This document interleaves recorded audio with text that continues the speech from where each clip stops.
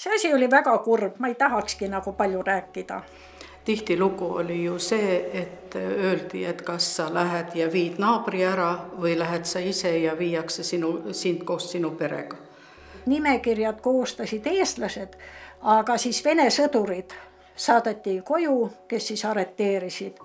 Hirm ja segadus oli sees. Aga ema läks maale peitu, seepärast, et me võõras isa oli arreteeritud ja arreteeritud omakseid küüditati. Propaganda tegi oma töö, eeltöö.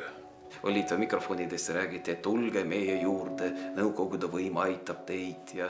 Me õega magasime ühes voodis ja kuna me olime läbi lõhki sõjalapsed ja sõdur tuli ja see püssiga ja püssil oli see täek otsas, tõstis meil teki pealt ära, ütles, et kas siin on bandiidid all. No kujutage ette, me olime sõjalapsed, me teadsime, et nüüd torkab meid läbi. 14. juuni küüditati ja 17. juuli 1942 viidi kohtuotsus täide. Toitu ei olnud.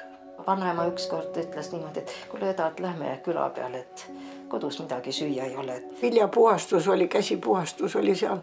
Siis me kodu tulime siis kas kinda sisse või saapa sisse või sokutasime teri.